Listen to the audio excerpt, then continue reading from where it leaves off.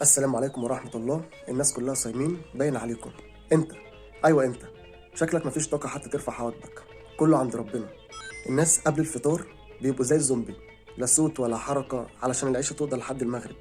حتى لو حد خانقك بيبقى ردة فعلك أبطأ شوية. عم انت الله من صايم على اللي بعد طار. الساعة 3 العصر بتلاقي الناس كلها واخدة جنب.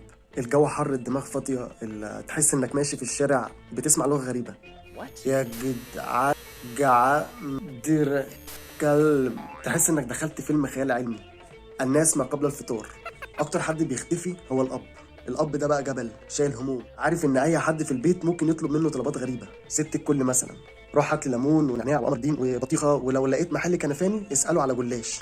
هو في اللحظه دي بقى عنده استعداد يعمل الجلاشه مع اي حد يقابله. الراجل بيبص لها وكانه في مهمه مستحيله. انا خارج، الله اعلم هرجع ولا لا. ادعوا لي او انتظروني انا مش جاي. الدقايق الاخيره قبل الاذان دي بقى علم لوحده.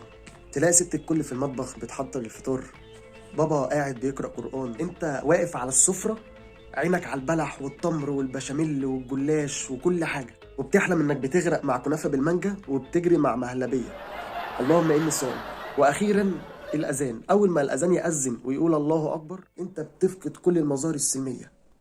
خلاص مش هحل، يعني بتاكل بايد وايد تانية بقى على شفشق تمر، شفشق صوبيا، مش مهم اللي هطولها هنقوله له. وفي الاخر بعد ما بتفطر وتقعد تفتكر في كل الناس اللي انت شتمتها وتقول اللهم اني صايم.